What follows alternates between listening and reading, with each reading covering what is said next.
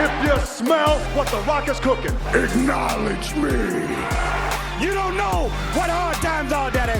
We are bad to the bone. Get it? Bad to the bone. Tell me when I'm telling lies. I'll fight anybody who do you want. Just let me fight him. Let me tell you something, Jim Ross. Mega power, yeah. Hogan, we coming for you. We are the best of the best.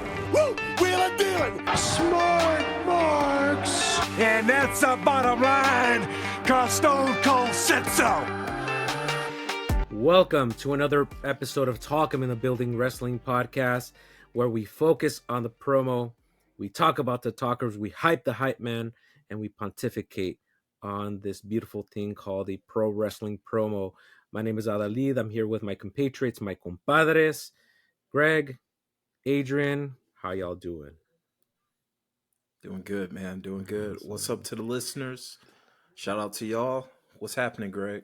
Man, I'm doing good as well. Thank you guys for tuning in, checking us out here on Talk 'em into the Building. I can't wait for this week's episode. This is one of my favorite ones of where we're going. I'm going to let you talk about it, Adley, but man, I'm excited.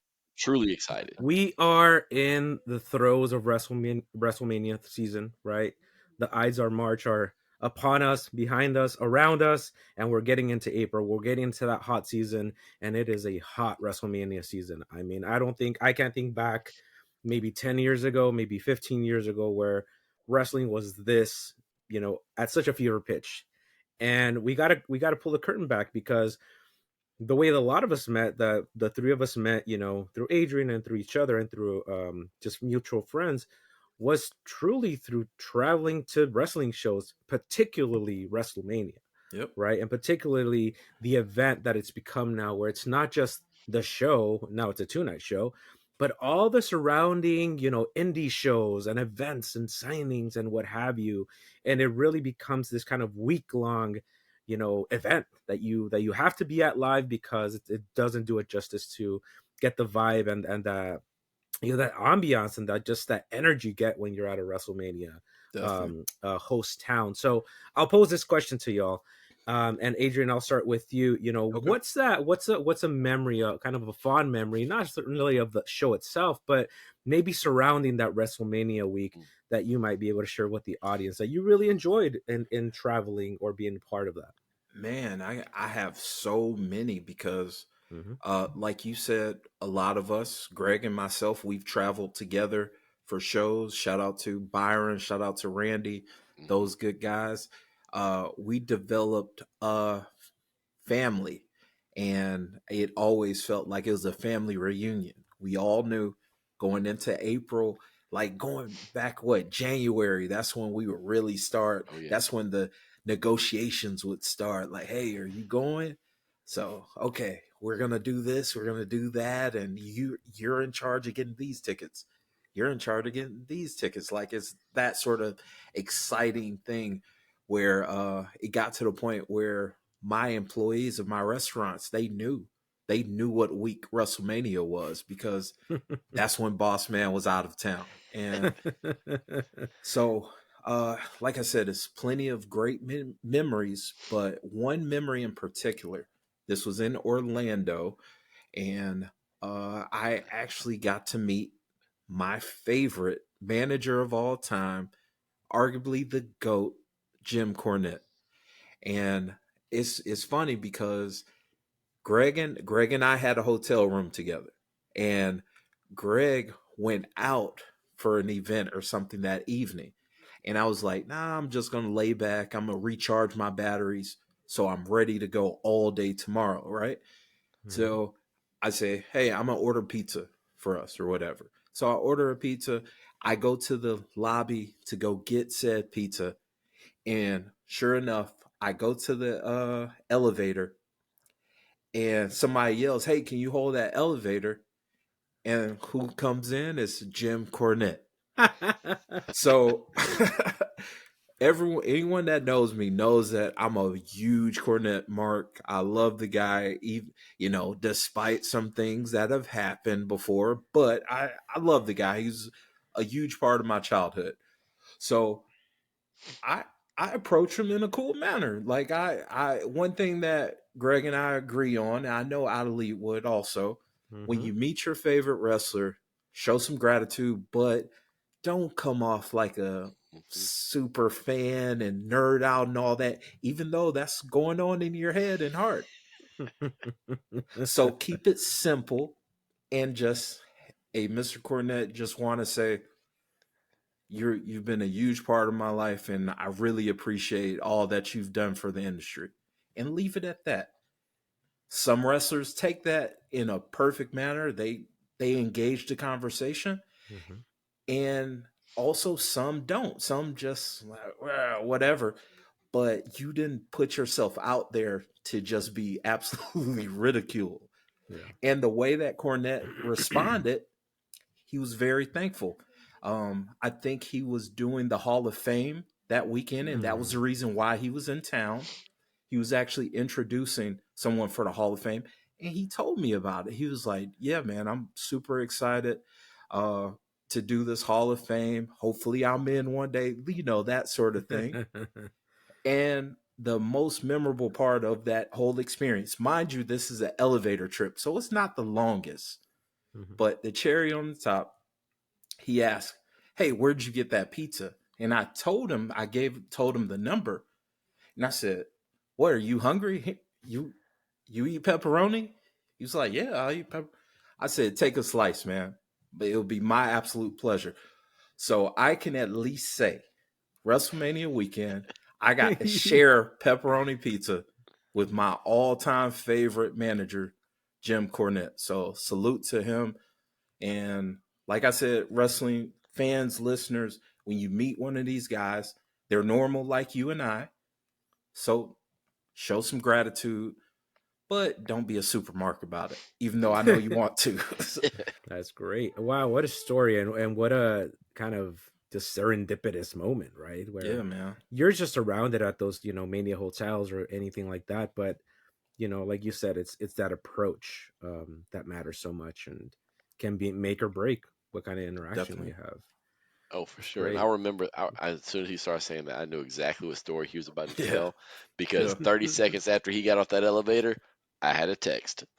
He Hmm. was like, dude, you're not going to believe who's in our hotel. Right. Yep. Yep. That's awesome. Well, Greg, that's a good segue because since you guys spent some time together, what's one of your Mm. memories from Mania weekend? Man, I'm like Adrian. I have so many because to me, like you kind of touched on, Mania week is so much more than Mania. It's Hmm. it's a gathering of so many like people. Like a lot of times, let's be call it what it is, right? Society looks at us as like, y'all know that's fake, right? And they kind Right. of look Right. at you a Right. little bit of an outcast, especially if you've grown up watching this stuff. Yeah. And you get down there, and everywhere you go, it doesn't matter what you have on. I remember being in New York and I wore my Roman Reigns stuff, and everybody gave me a hard time about it. I didn't care. Adrian, we talked about it before. I've been on Yep. Roman's bandwagon forever, Yep. and everybody gave me a hard time. I didn't care. It was just fun, right? And it's just doesn't matter what shows you go to or whatever.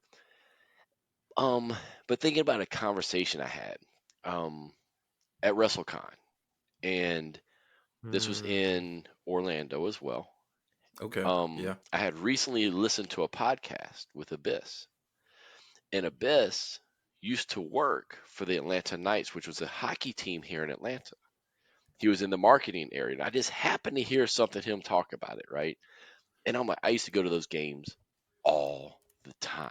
Yeah. And I was at the Omni watching these games. They played in the International Hockey League, Mm-hmm. IHL.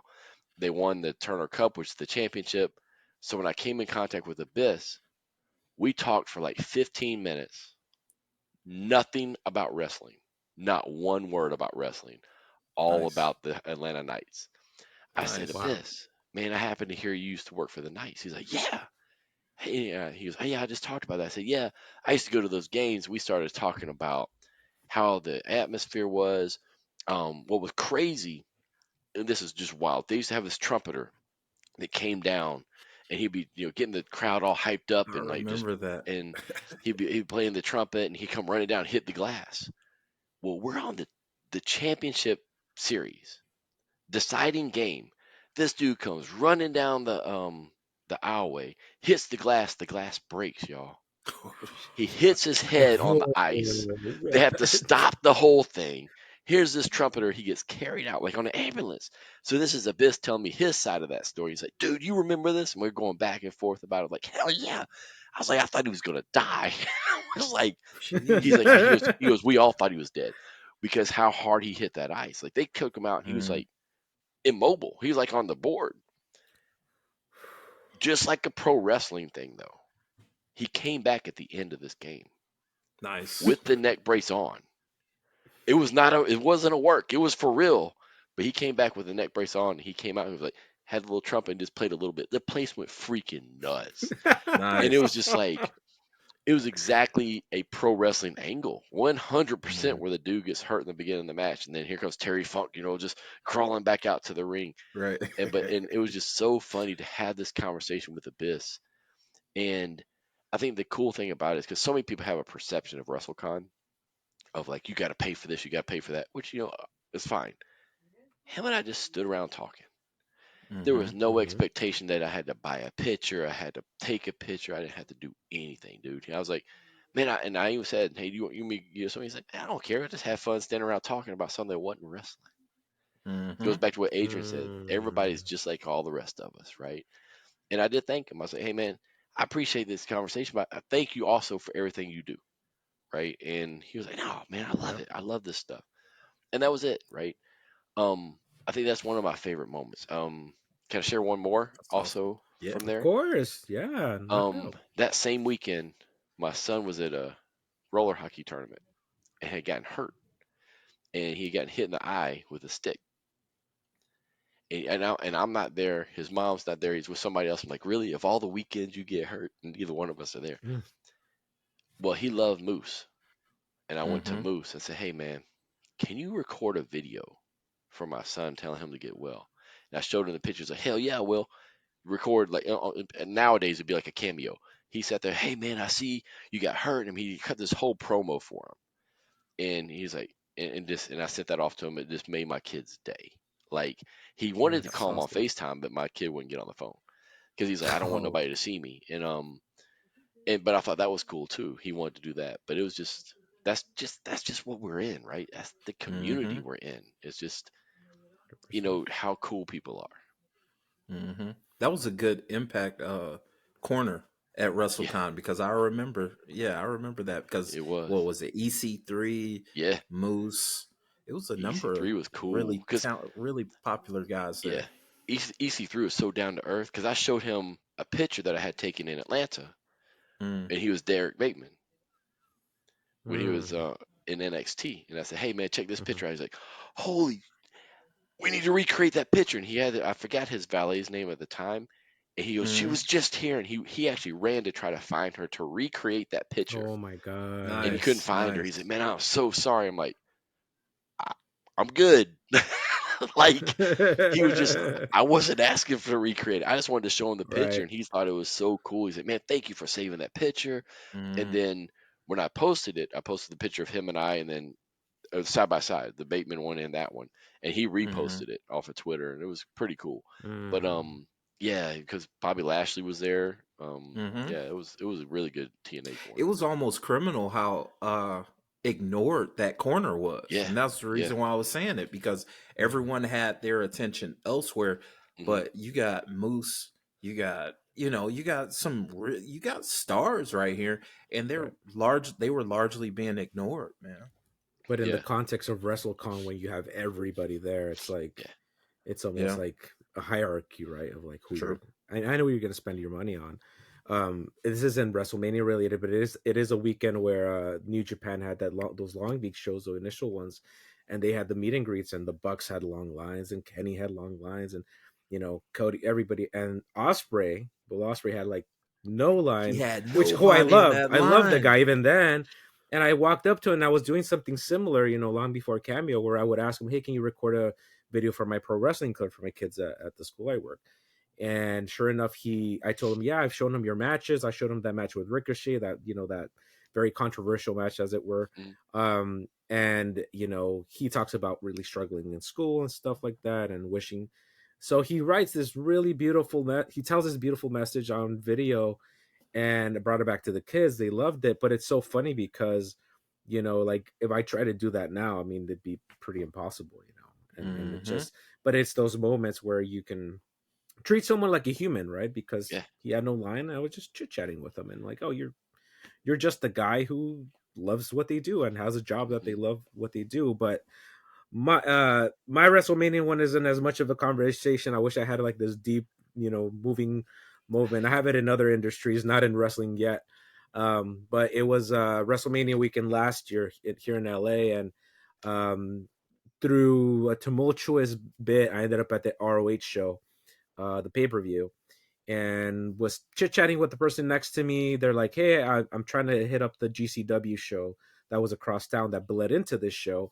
It's like, well, I think we can make it. We probably won't be able to like get seats, but we might be able to get in, crash it, and try to get in. So we drive over, we get out the car, and of course it's sold out. They say like no, and the main event's about to come on.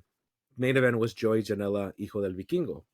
Now I'm a huge Hijo del Vikingo mark. The dude's fabulous. Definitely needs to take care of himself. I want him to last.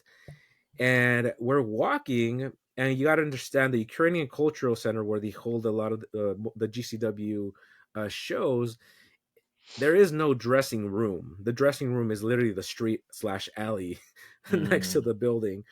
So I'm walking, and I see some wrestlers I recognize, and right there in the flesh on the sidewalk is Vikingo, patting down his pads, doing the thing. But at that point, I don't really realize he's coming on. I'm like, oh, he's just probably gonna warm up, but like, and like, hey, nice job, but I like what you do. It's like, oh, gracias, and then speaking Spanish is a nice kind of like, conduit to that. Like, hey, can I take a quick, shot with you in the dark? So I have this kind of fuzzy picture in the dark with him, like, oh, thank you, gracias por venir, thank you for coming out, this and that, and we're having a real conversation. I see the other guy who I just met. He's from Boston. And I'm like, hey, do you want to take a picture with him? Like, oh, sí, claro que sí. Man, like literally, like we go to front again, and they're announcing the main event. The dude was like the kindest man, but again, because that's the disposition, right? That's the disposition where he knows where he is, right? And I meet so many people who like approach luchadors in the right circumstance, right? Comes to mind the Sin Cara or Místico, I guess the original Místico, and they would have similar interactions with them, where it's like they'd catch him without the mask, because he's like, hold on un momento, por favor, and he'd put on the mask, take the picture with you, and then disappear into the night. Nice. So it really is about approach, but it's a really fond memory just because it was so again, to use the word serendipitous, that we caught him at the right time. We didn't bother him, or I didn't bother him. And that's the beauty of Mania weekend. Again, going back to Greg's point, that's you're with other like-minded people. You're people who love this with a passion that, I mean, I don't know how many, I know there's passionate fandoms almost to a fault in this, but when you can be level-headed, there really is that ambiance that you can capture and really, just make it part of your life, because that's really what this becomes, and that's the beauty of it. If you haven't already, like, comment, subscribe, and of course, look us up on socials at Suplex Dinner Club. And be sure to check out our other projects. We talk college football on Dogs versus All Y'all. That's a weekly college football podcast where we don't just talk about the Georgia Bulldogs. We talk about all things college football. The Life and Times pod, which is short for the Life and Times of a Restaurant Lifer podcast, where I have some chill conversations with some cool and interesting people that I've met in my years in the hospitality industry. And of course, check out Talk 'em in the Building. That's a pro wrestling podcast where we solely focus on the promo. We talk about the talkers, we hype the hype man, and we pontificate on the promo. It's a fun project, and if you're a pro wrestling fan, I'm sure you're going to enjoy it. If you're into TV and movie reviews, check out Four Corners Cinema with Ari and Adrian, a podcast where two lifelong pro wrestling fans review film and other forms of media that just so happen to have some of our favorite pro wrestlers. The Suplex Dinner Club family is growing, and I would love for you to be a part of it. Well, this is all a lead-in into our conversation this week about WrestleMania, but we're not going to concentrate on, the last 30 years or the last 39 years even. We're going to focus on the very first WrestleMania. And what better way to roll out the very first WrestleMania than to look at the promos that led up to it? Because this is the nascent nature of what WrestleMania was, right? It was closed circuit. It was truly pay-per-view. It was a shot in the dark almost, where there was a lot of promotion, cross promotion done at a national level for the first time, really, for an event of this magnitude. And I'm going to lead off here with a clip that I want to talk about as a setup. And Greg might even be able to lean in and give me some more info on this, and Adrian as well. But I spotlighted a clip that has Mean Gene interviewing Cyndi Lauper and Wendy Richter, and it Nice, is in good the lead up choice. to WrestleMania. And I spotlighted almost. I did look at other matches, but this one is interesting because we talk about the women's revolution and all these pieces, and Wendy Richter obviously never, she got her due and whatnot. Cyndi Lauper, in my sense, in my modern take, never really gets her due, her proper due, to be considered repeatedly as someone who was like the impetus of basically making wrestling mainstream, because she gave it validity, right? She was a Grammy winning artist that year. I mean, I can imagine like this upcoming artist now fully embracing wrestling at the height of their career, and not making fun of it, not making light of it, being part of the show, embracing it for what it is. And that's exactly what she does. She understands what the business is, and she leans into it. So I do have a clip on that here that I do want to share with you. It's an earlier clip here, just when she speaks.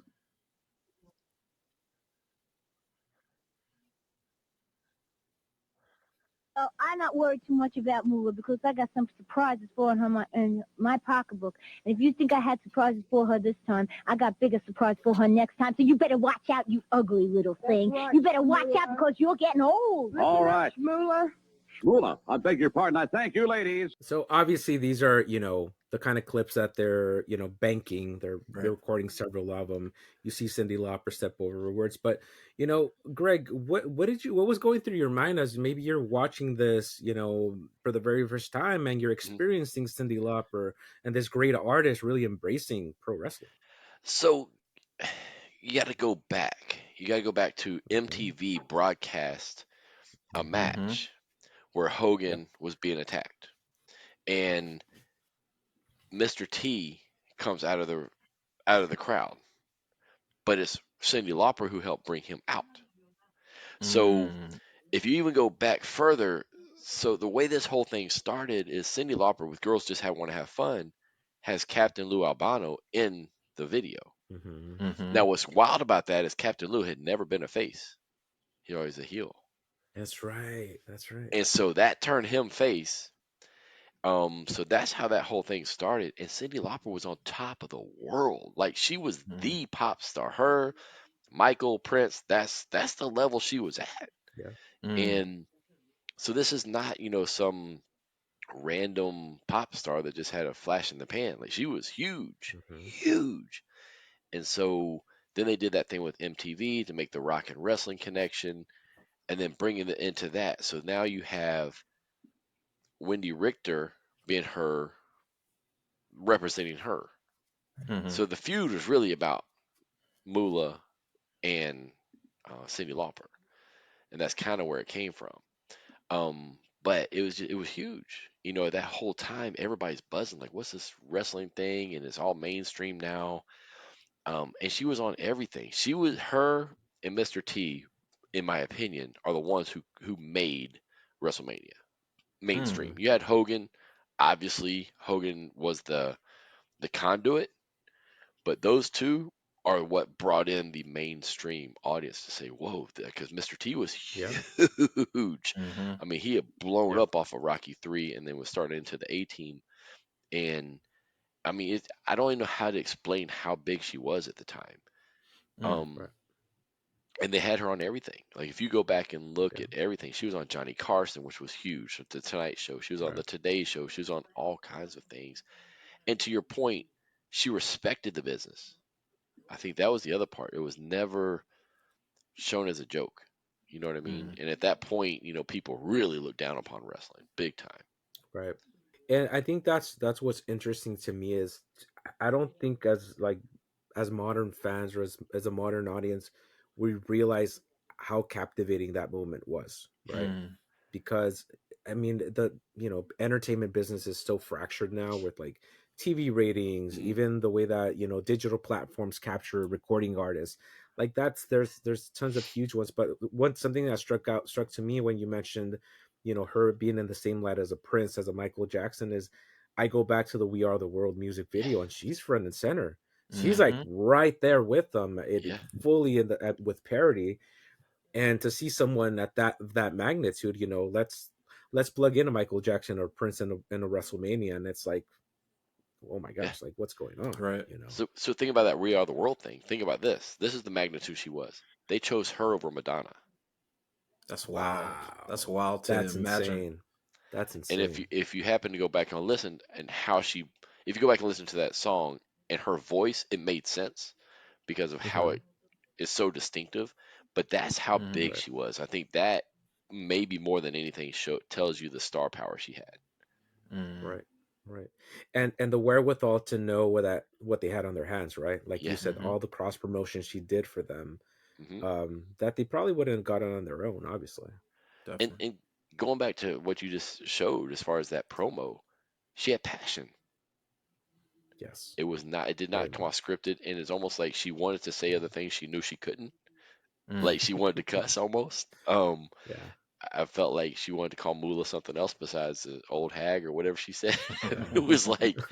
It was like because you had to hold back, man. You talk about PG era. That was G era. That was like you Right. had to Oh be my real careful, gosh. Yeah. I Yeah. wonder who worked So, with her on that promo. You think mm, Captain had a hand in that? man. Roddy, maybe. I don't know. I mean, Mm. you think about nowadays, or even a little bit later on, you had a bunch of producers, but like back then, you had no hmm Bruce. You only had old school guys, right? I have no earthly Mm. idea who was Yeah. behind the scenes outside of Vince and Pat. Mm. Hmm. Or Mean Gene himself, right? I mean, Yeah, that's true. he's right That's there. true. Yeah. That's true. But yeah, man, salute to her. I mean, she was a true pop star, like you just said, true hmm pop culture icon. Hmm. I mean, to make it as simple as possible, she was an icon, Yeah. and like she was an '80s icon. So was Mr. T. So Yeah. just having them involved with WWF, hmm that that just opened the doors for so many other people to pay attention to what's going on. hmm That's like what if we messed around and found out Beyonce was involved in this year's WrestleMania somehow, or Taylor Swift, or Yeah. any of that stuff. I mean, you kind of see WWE keeping up with that recipe with how they've done Logan Paul and Bad Bunny. So Right. they're keeping they've just it's just a more modern uh Yeah. relationship when it comes to wrestling and these pop stars, these pop culture icons. I would argue though, Cyndi Lauper at that time being Mm-hmm. involved was bigger than a Beyonce or bigger than a Taylor Yeah. Swift because Really? How WWE so? now is much more mainstream. Back then it Uh wasn't. It was still I see what wrestling you was mean. the smoke rooms and it was looked Yeah. down upon. It wasn't sports entertainment. It wasn't people didn't grow up watching it like they do now. Like you talked about Bad Hmm. Bunny grew up watching it. Logan right. Paul didn't necessarily grow up watching it, but he said, I knew it. I watched a little bit of it. I like The Rock, stuff like that. Hmm. They didn't grow up watching that stuff. So what you're saying is you want to see Beyonce pull up at GCW. That's what you're Yeah. calling for. Now I'm gonna say she get mad because somehow Taylor Swift would beat her, so she get upset. Oh.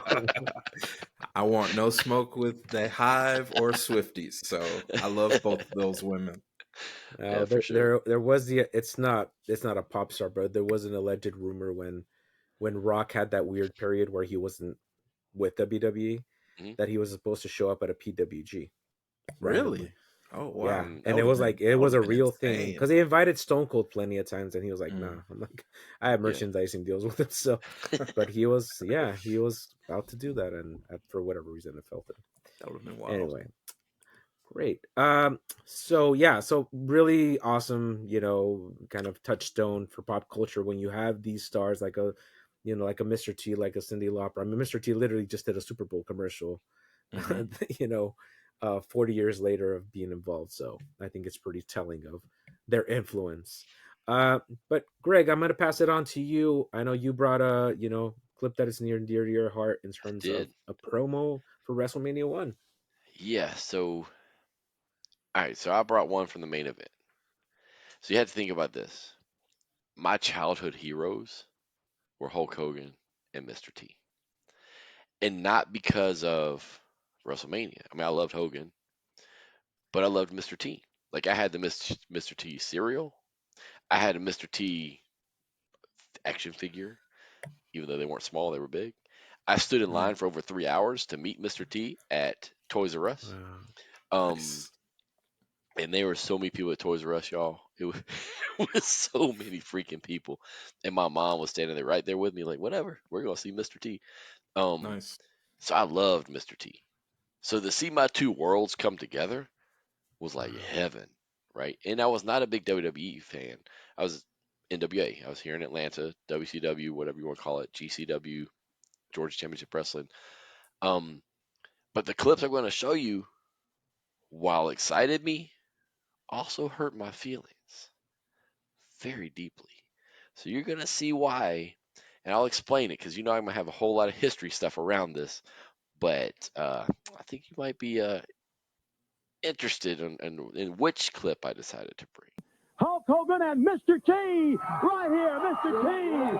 Hulk Those Hogan, chains. 2 weeks away, 2 weeks away, WrestleMania. What's going on, brother? Every time you're training to get in the combat zone, you get a special psych on. You get on the edge, but never before. My friends, all the people around me, they say, Hulkster, what seems to be the problem, dude? You got your shorts in a wad, daddy. You got an attitude problem.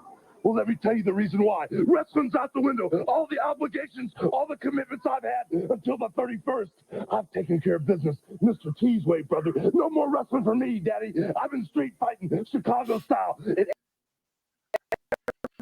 Every time I knock him out, Mr. T gives me another piece of gold, brother. And the way things are going, by the time the 31st, I'll have as much gold on as my main man, Mr. T. That's right, and you're doing good. And I'm very proud of you, Right. We're going to be ready. We really going to be ready. What I can tell you, we've been training in the streets, guerrilla warfare. It's a comeback zone. That's all we know. No holds barred. We're doing every trick in the book. So don't be looking for too many wrestling moves. We're going to be out there biting, scratching, hitting everything we can. That's all I know. We're going to win. And the thing is, Freddie, some people say, Daddy, Hulkster, you're getting a little cocky. Some people say, Hulkster, you're getting a little overconfident. Well, the thing is, Daddy, I got an attitude problem now because I decided to pick the right man for the job. And what a good job I did. Since I've been training with this guy, hanging and banging and street fighting all the opponents that have been in my way to the 31st, I've been dropping them like flies. And I don't care if your name is Mr. A, B, C, D, or E. I'll slap you down just like Mr. T taught me. And you know something? The way you've been training me in the combat zone, T, there's no stopping us now. Just stick by my side and walk right back to We're going to be there, brother. We're going to do it. We're going to do it. In our Penny Piper and Orndorff. What about the Eye of the Tiger? We've been so hungry. I pity those fools. That's right. We've been training. I haven't had a good meal in a long time. You ain't Tuna fish. Be there, I love the cutoff. Like, WrestleMania. all right. That's dope. You could see Yeah. one. There was a time that T tried to cut it off, and Hogan's like, "Nope, we're not done yet." But Freddie came back in and was like, "Be there." Now, what did you happen to notice anything on that clip that was unusual? What, that it was on TBS? Bam. Superstation? Yes, sir. Mm-hmm. It was on 6:05 Saturday night. That's on wild. TBS. Man. Really? That was during the time, right after Black Saturday, that they call it, where Vince took over the time slot on TBS. Oh, that's right. That's wild. That's why my feelings were hurt.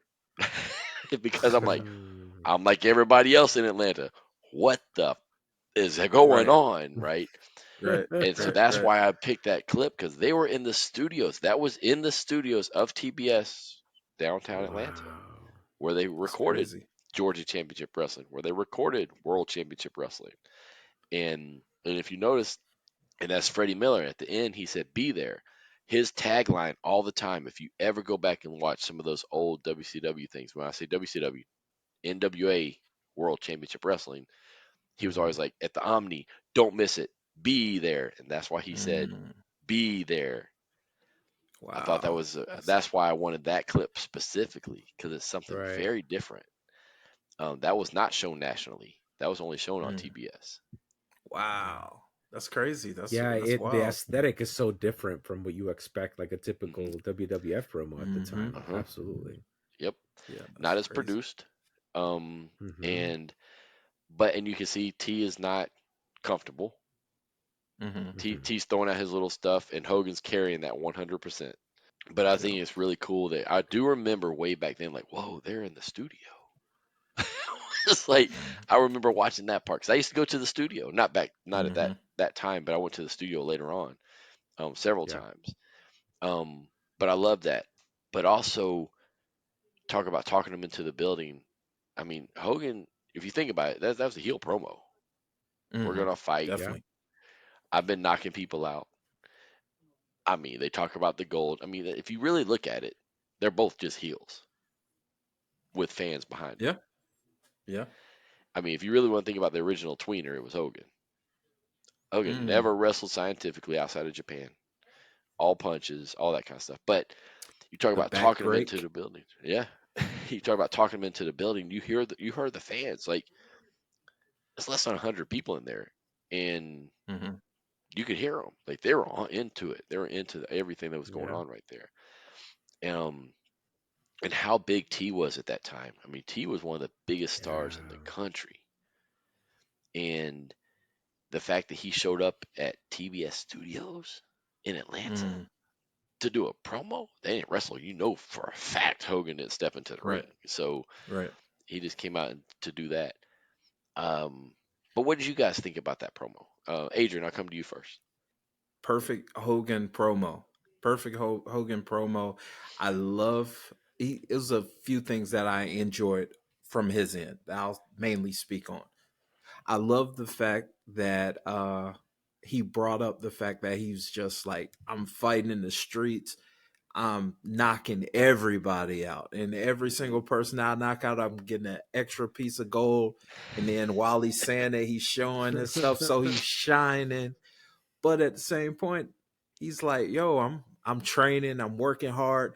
It's just to compare that kind of Hogan promo compared to what we normally saw, especially during that time Mm-hmm. with WWF, two completely different vibes of Yes. Hulk Hogan. And I enjoyed that. I would have been like, okay, I kind of like this Mhm. Hogan. Like he's got a little edge on him. Another thing before I pass it to Ali, I love the bar that he said. He said, I don't care if you're Mr. A, B, C, or Yeah. D, Yeah. but I'm gonna knock you out just like Mr. T taught me. Like that's a bar, Yep. that's a very elementary version of a bar, but I enjoyed it. I was captivated. So terrific choice. Terrific choice. Yeah, I'm gonna kind of just add on to what Adrian said. A lot of the kind of quotable lines are very atypical of a Hogan promo that we're Definitely. used to seeing, even in the lead up to that. Because when I think of Hogan of that era, I'm still thinking of the red and yellow. I'm still thinking of eat your vitamins. Whatever iteration of the very generic classic all American Hogan promo. And this is a complete departure. He's talking about Mr. T. I'm training in the combat zone. I'm like, when did Hogan ever train? I mean, he was always like it was a foregone conclusion that he was like gonna beat you. And the fact that he's showing this, I wouldn't say vulnerability necessarily, but the fact that he's demonstrating he's training harder than he's ever has Right. to overcome this obstacle. And what's even more, I wouldn't say jarring, but it's strange that, again, that maybe discomfort or lack of you know I guess it would be discomfort, that T is kind of quiet. T's not saying much. T's chiming in, he's giving his bits like Greg said, but he's laying low, which is another departure from the way we perceive T on TV. Obviously, That's a good point. if you've seen him on interviews where he's talked about his true self, he is actually a pretty reserved man. He's very quiet.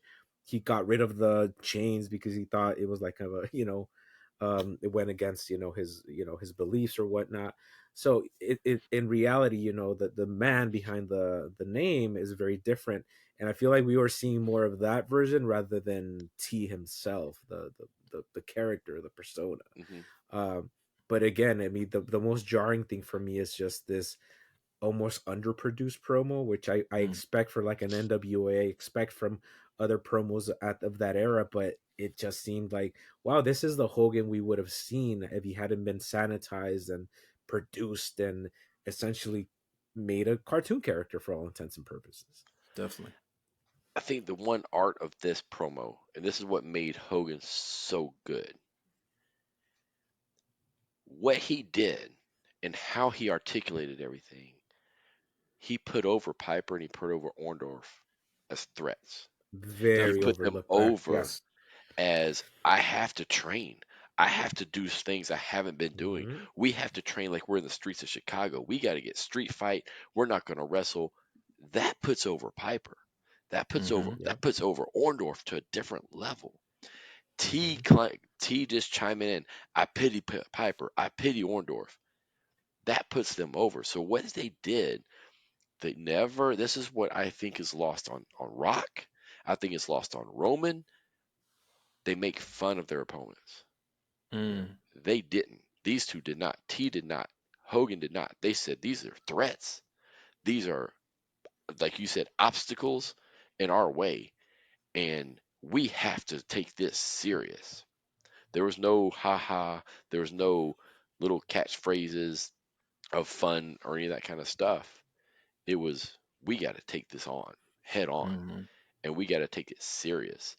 And if you do more research on them, they have training videos of those two training that are Right. out there that lead up to this. And they're busting their butts and all that kind of stuff. And it just showed, because when you first think about it, even back then, subconsciously you're not thinking about, wow, they're making it, man, they're taking this serious.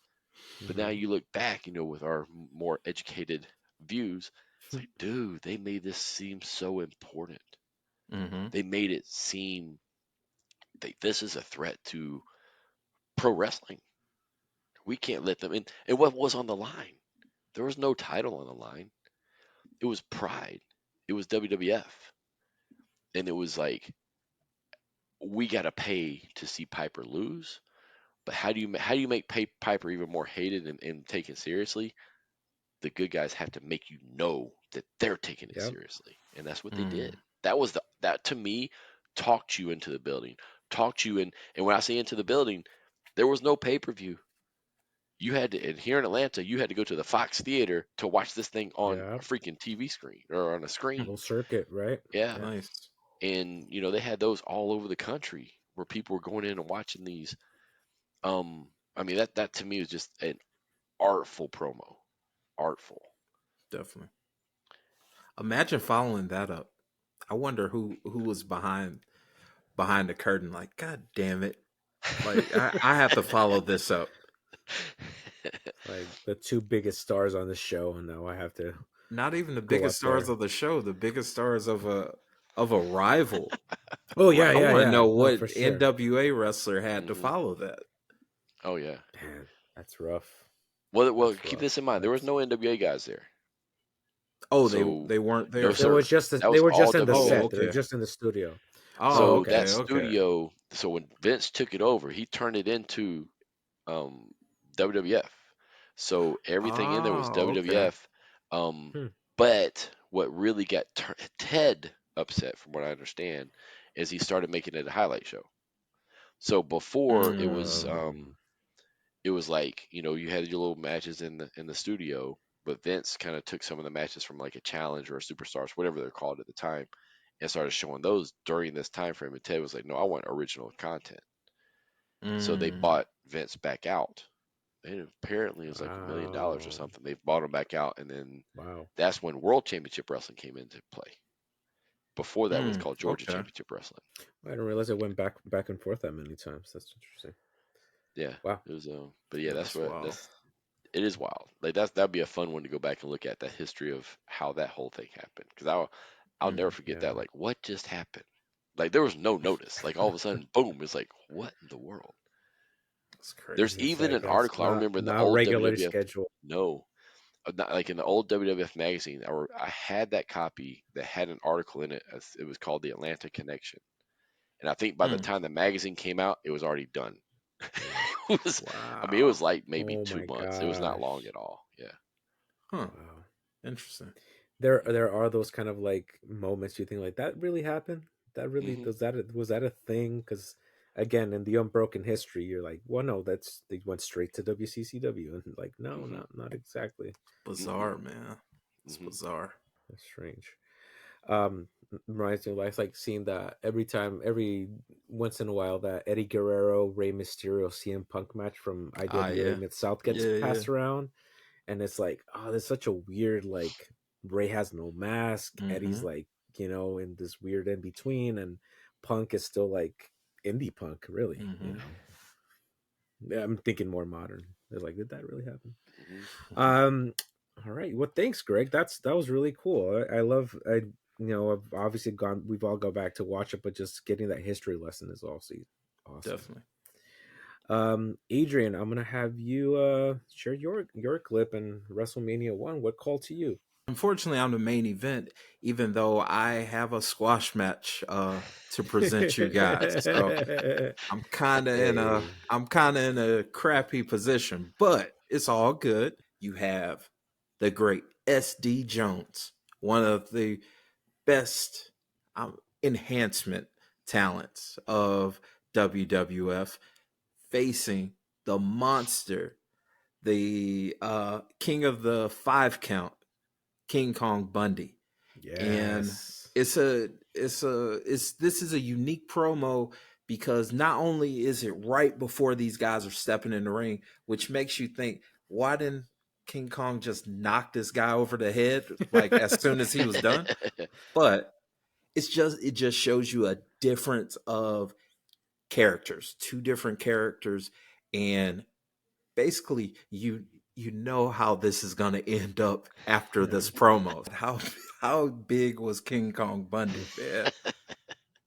Like, I just love the simplicity of having this promo. You're showing SD Jones, he's excited, he's fired up, he's telling the people, hey, now it's my time. I'm glad this is the biggest show ever, and I'm happy to be a part of it, and I'm going to show you guys what I got. I just need you behind me and all of that good stuff. And then once we go over to King Kong Bundy, it's a whole different world because it's almost as though the camera has to pan up a little bit.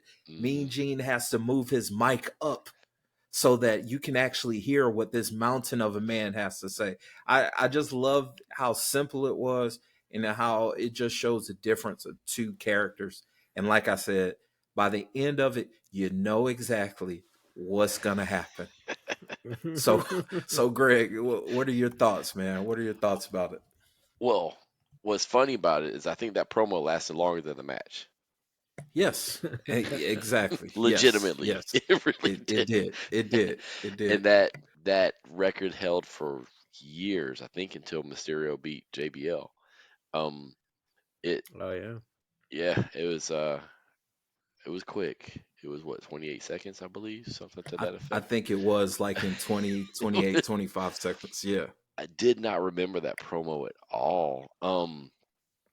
I think it's interesting that they gave it to them. They gave them that little promo. I think even watching that shows you how different WWE is today. You wouldn't even Mm, have a match like that today. SD Jones, ah, he was kind of like, I would say, above a jobber or above mm-hmm. enhancement for a while. He was like, I would say, lower mid card for a while, and then kind of like dropped below that. So it was a quality win. So it wasn't somebody who just lost every single week on TV like Barry Horowitz or anything. He had a good Mm, reputation at one point, but then kind of dropped. So it was obviously just getting Bundy over. But to your point, man, when Bundy shows up into that screen, it's like you could have turned on a projector and just watched a movie on that dude's chest. I mean, it that's was it. it was as white as a projector screen, and it was as wide Mm-hmm. as a projector screen. And Mm-hmm. he's dude's massive, just massive. The other sure, thing that for popped into sure. my mind is WrestleMania 1, 2, and 3. The reason that popped into my mind, because I start reminiscing, right? He walks into this. So think about this journey. He walks in, he opens the card, he smashes SD Jones. Mm-hmm. The next year, he main events WrestleMania with Hogan. That's The right. following year, he's wrestling midgets. What kind of a That's rise and wild, fall man. is that? And if you remember back when from Atlanta to Miami, it was the Miz cut a promo that said, "I'm gonna have if I'm not on this show, it'll be the biggest fall from a WrestleMania main eventer since King Kong Bundy had to wrestle midgets." Nice. Because if you Nice. remember, he was almost not on that show, and then he was in like that 10 Mm-hmm. man tag match. So he went from wrestling Cena to almost not even being on the show. And I remember him That's wrestling, right. going Yeah. back to that, and you think, here's Bundy, smashed Dusty Jones, almost beats Hogan, wrestled midgets Definitely. with Hillbilly Jim. So it was like, shh, poof. That's wild, man. Yeah. Out of league, man. What are your thoughts on SD Jones promo? I mean, I like the honesty. I like that. It's almost like I'm going to go in there with fighting spirit and Mm-hmm. give it my all and whatnot. But man, the moment King Kong just gets into frame We knew. and essentially like obscures a child in Jimmy Hart back Right. there, which he looks like a prepubescent child with the beard barely coming in and the long hair. Mm-hmm. Um, it's cool, and I love Bundy. I mean, I've listened to like interviews he's done where like he talks about the payoff for Mania, and obviously it wasn't as much as like Hogan or anybody else got, but he says, "But I'm there. I'm part of the history. I'm part of some Mhm. truly, the immortals. No one can take that away from him." But I think Bundy was always a favorite of mine just because later on he became such a part of pop culture, Mm-hmm. more so with Married with Children. They became Mhm. kind of just entrenched in that, little things like that I just truly enjoyed. So to see him fully in his element, is really cool, even if it was something short and something that they probably was thought, well, hey, we got 30 seconds, go kill it. Right. Yeah. Nah, I mean, he looks so different than everyone else on that roster, basically. Yes. You got this big mountain of a man. He's bald. Like you said, Greg, he's big, he's pale. Everyone talks about how Vince loves the big jack guys, but you put this guy, you plop this person on your screen, he looks Mhm. so much different than everyone else on that roster. And I mean, it was just one of those unique points of time where that WWF roster had so many different looking people Yes. and so many different wrestling styles. And it's kind of sad when you think about how it did go through its little de-evolutions, in a sense, where Yeah. Vince started to fall in love with a certain body type and certain style and that sort of thing. But this was the beginning, and everything Hmm. was so different. I almost compare this to the beginnings of UFC. Like those Mm. people who Oh watch man. UFC was so bizarre and different. If you watch their first UFC fight, Oh I yeah. mean, you had one guy, I forgot his name. He had a boxing glove on one hand, and you had a really huge fat guy. You had wrestlers. You had obviously Brazilian jiu-jitsu guys. You had this bizarre mix of a roster that it just seemed like you were watching Street Fighter or some Mhm. weird bizarro land, a competition. And you compare that to now, where UFC, all those guys look alike Mhm. because they have Right. divisions, and it's just certain styles. Yes, you get a difference of styles, but for the most part, all the guys are doing the same shit, and it's so bizarre and so different. And that's one thing that I loved about that WWF roster. It was just so different. Everyone was Yeah. so different. So I think varied, yeah. yeah. Yeah, it's so varied, and like you said, in the body types, but we just saw 3 different promos. So different across that board So too. different. Yeah, for sure. I mean, you had the Yeah. Hogan. Yeah, well, think about this. You had Hogan carrying the star. You had Cyndi Lauper carrying the wrestler.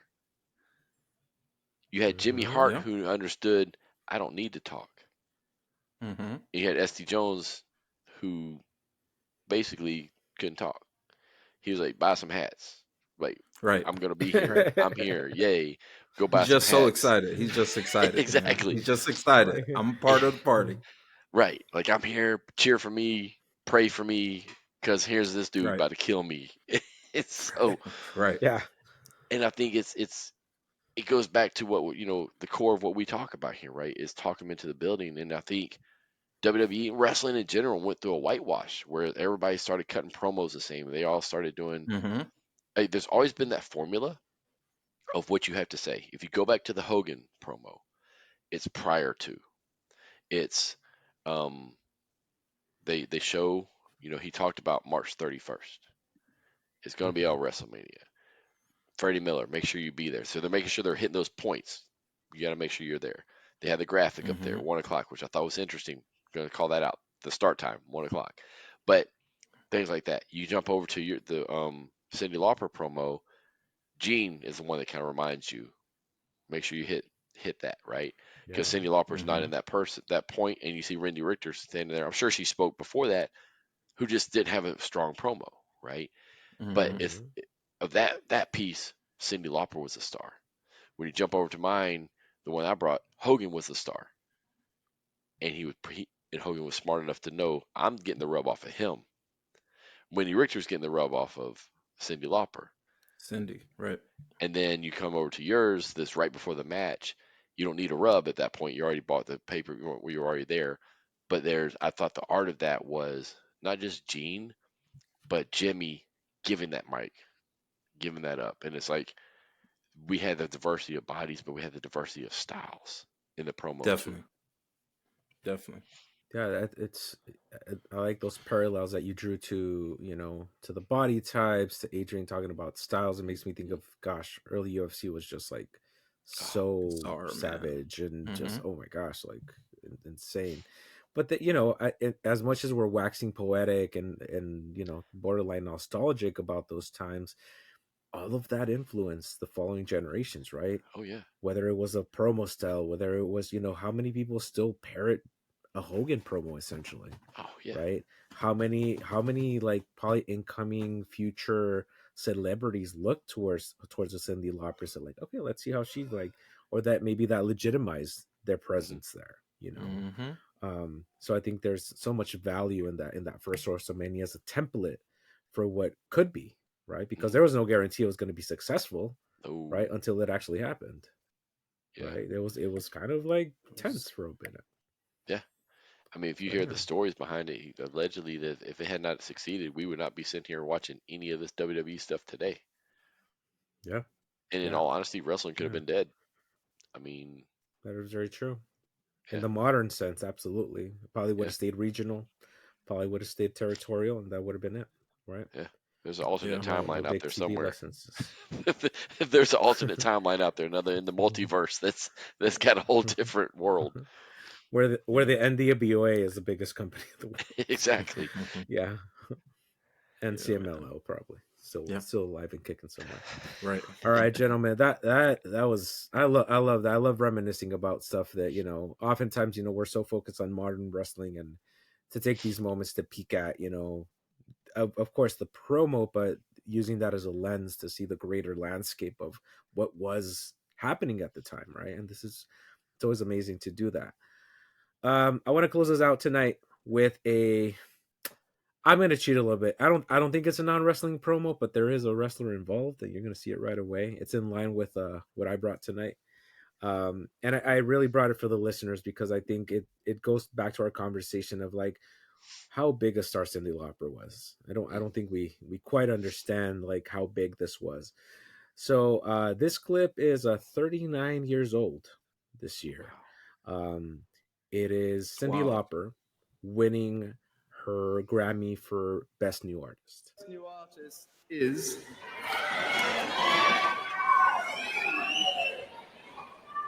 Oh, Cyndi Lauper.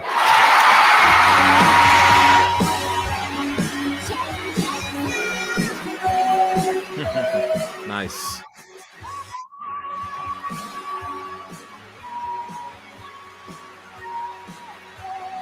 Oh, he went on stage with her. Nice. And got the weight and got the weight belt on, just in case. Yes. Yeah, right. Oh yeah. What do you think, Mom? Well,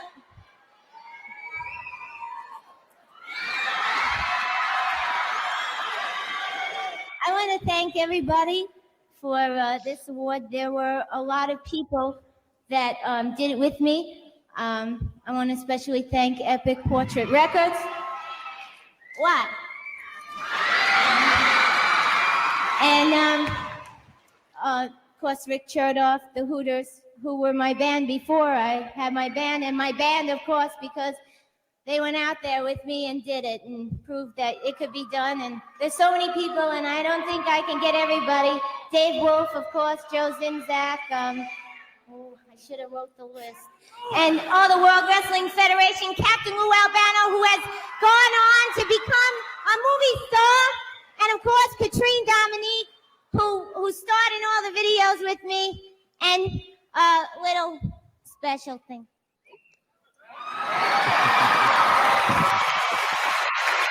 Thank you so much. So glad you could drop by. All right. That's awesome. Wow.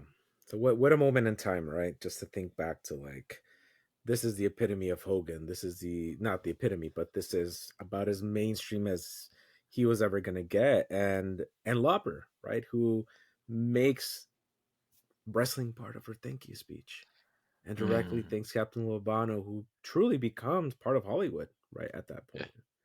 Yeah. Do you recall any of that, Greg, as you were kind of like watching this on the outside? I mean, I think yes and no. I mean, I kind of remember that a little bit, but talk about her star power.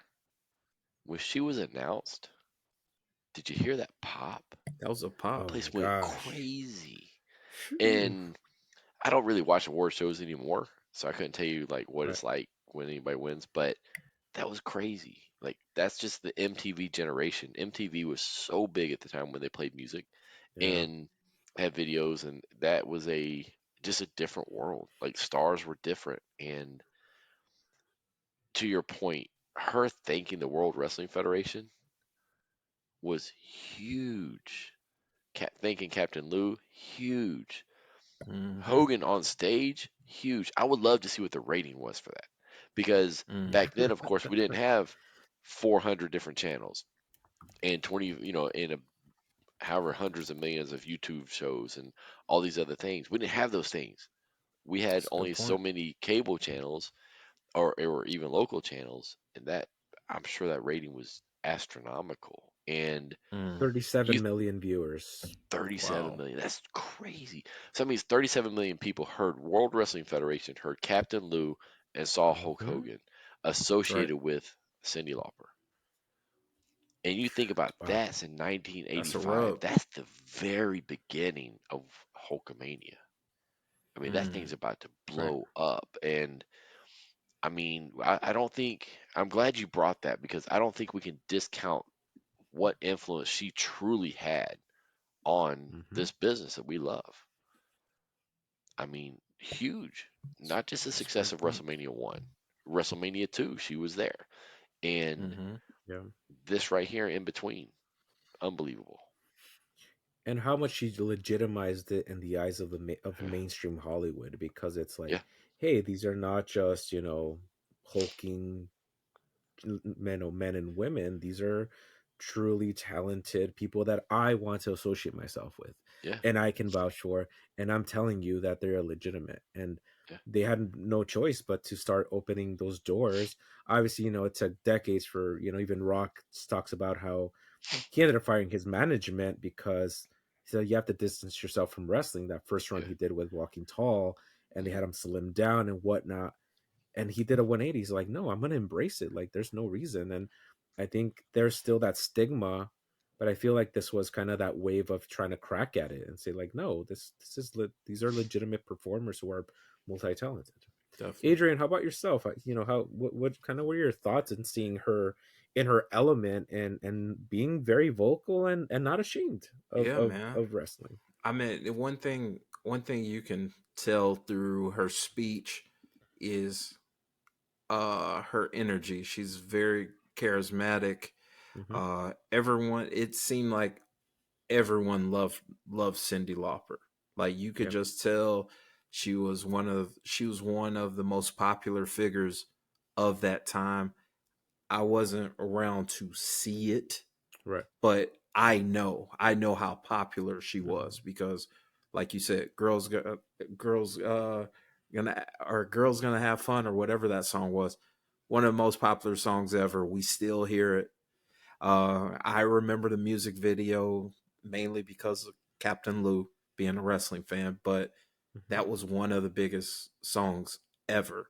So it just really seemed like she was very infectious and very genuine in accepting that speech. And I just shout out to the cameraman for when they had it focus on her and you don't see Hogan's face. You just see this huge human being standing behind her, looking absolutely ridiculous in a cut off, mind you, a cut off tuxedo shirt. But you're just like, who the hell is this monster of a human being? And when she turns around and she's looking up at him and the camera has to go back, that just makes Hogan look that much more of a big star, or at least an interesting human being, which is what it's all about. Who is this guy? I want to see him again. Kids were going crazy because they know him, but the parents probably know him, probably don't. But now they do because he's Hulk Hogan. So, I mean, it's an awesome rub. Terrific rub. Yeah. And I was looking it up. The next time the Grammys would have an audience that big wouldn't be until 2012. Wow. That's crazy. That's crazy. And that was the year that Adele won like everything. So nice. Hell yeah. Yeah. And it hasn't been that big since. No. Well, gentlemen, my compadres, thank you for reminiscing with me on the genesis of the sport we love and in the modern sense, which is WrestleMania 1. And obviously we can dig into more of the history and whatnot. But I think it was a great retrospective to see, through the promo, where we are now. We're looking at WrestleMania 40 and how, what a time to live in, with everything that's going on and the lead up to this year's Mania that I think we've all been excited about and continue to be excited about. So, any last words, parting words for our audience this week, gentlemen? Greg. I mean, I appreciate you guys, reminiscing with us, and kind of going through old classic promos and old classic memories and such like that about WrestleMania 1. So I appreciate you guys being here. And hey, as always, let us know what you want to hear, what you want us to talk about. Definitely, man. Definitely. Listeners, comment down below if you want to see Beyonce in a GCW ring. Because Greg got me excited about it. I want to see her. I want to see her and Nick Gage. Korean Cultural Center, maybe the weeks before WrestleMania this year. Yes. Throwing ideas out there. Make it happen. Make it happen. Joey, put in a go to word. Come on. Bring her to GCW. Death match. All right, gentlemen. Thank you for another great week. And listeners, thank you for joining us on another episode of Talk 'em in the Building. We'll see y'all next time.